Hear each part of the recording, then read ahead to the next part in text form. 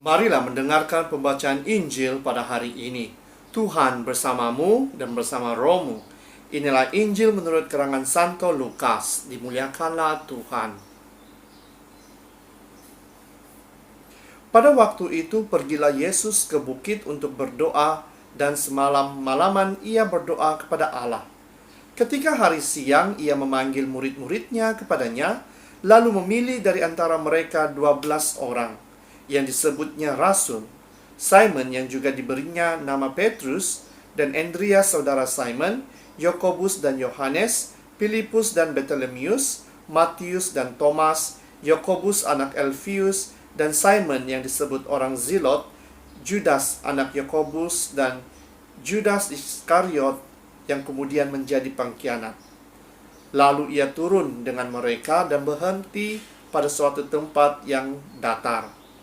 Di situ berkumpul sejumlah besar dari murid-muridnya, dan banyak orang lain yang datang dari seluruh Yudea dan dari Yerusalem dan dari daerah pantai Tirus dan Sidon. Mereka datang untuk mendengarkan dia dan untuk disembuhkan dari penyakit mereka. Juga mereka yang dirasuk oleh roh-roh jahat beroleh kesembuhan. Dan semua orang banyak itu berusaha menjamah dia, karena ada kuasa yang keluar daripadanya, dan semua orang itu disembuhkannya. Demikianlah Injil Tuhan. Terpujilah Kristus. Saudara dan saudari yang seiman dalam Yesus Kristus, hari ini kita merayakan pesta Saint Simon dan Saint Jude.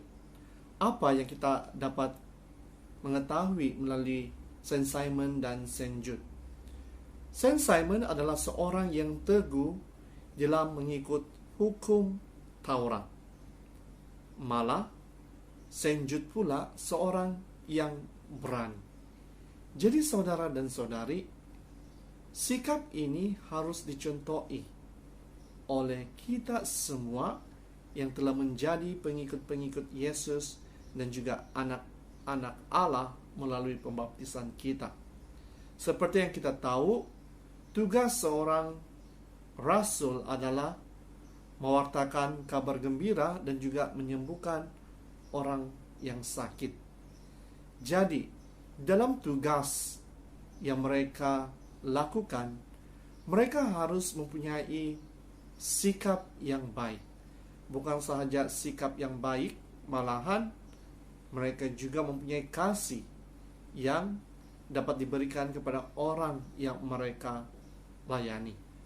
Jadi di sini kita sekali lagi dipanggil untuk menghidupi kehidupan Kristiani kita, yaitu menyebarkan kabar gembira kepada semua orang yang percaya akan Yesus dan memberi kasih kepada semua orang yang kita layani.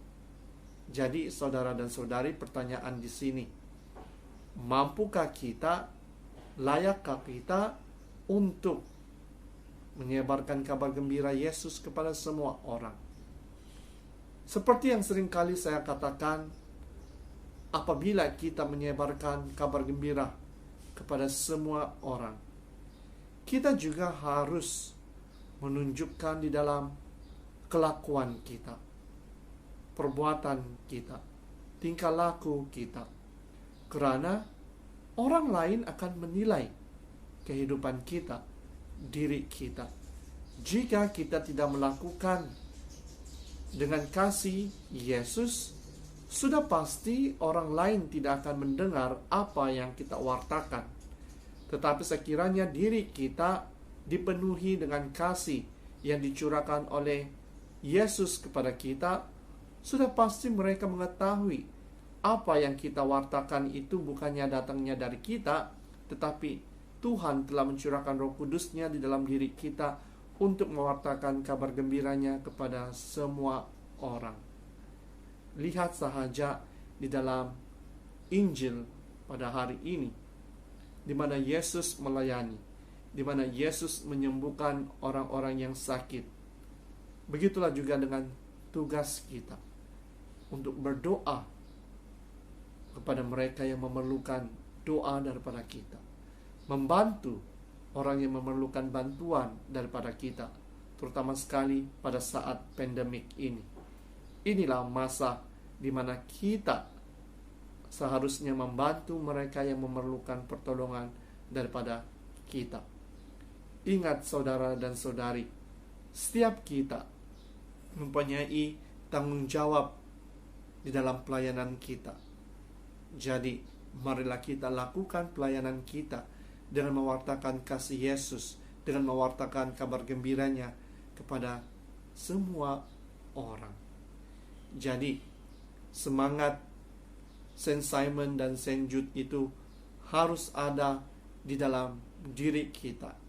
Walaupun kita tahu kadangkala banyak cobaan dan dugaan yang kita hadapi demi nama Yesus, tetapi ingatlah bahwa Yesus tidak pernah meninggalkan kita sekiranya kita benar-benar percaya akan Dia. Jadi saudara dan saudari, ada beberapa perkara yang dapat kita pelajari melalui Injil pada hari ini. Yang pertama, kita harus ingat bahwa Tuhan memanggil kita dengan nama kita masing-masing.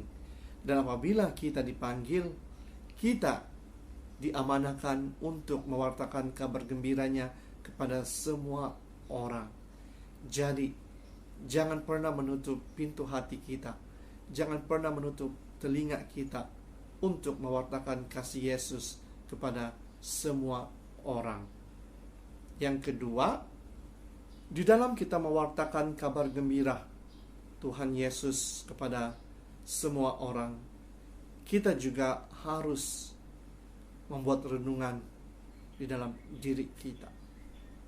Apakah yang kita wartakan itu benar-benar datangnya dari Yesus ataupun dari diri kita sendiri? Kadangkala percakapan kita, kelakuan kita, tingkah laku kita membuatkan orang lain jauh daripada Tuhan.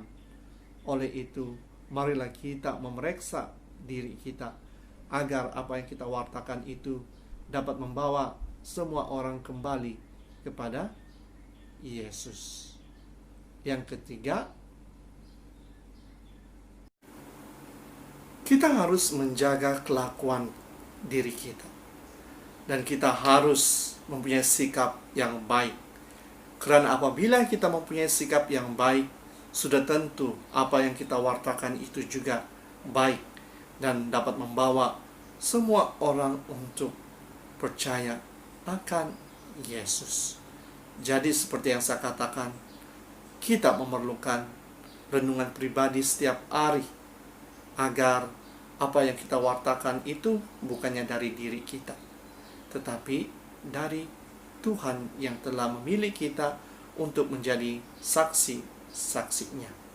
Jadi saudara dan saudari, marilah sekali lagi kita mengambil kesempatan di dalam kita merayakan pesta Saint Simon dan Saint Jude ini.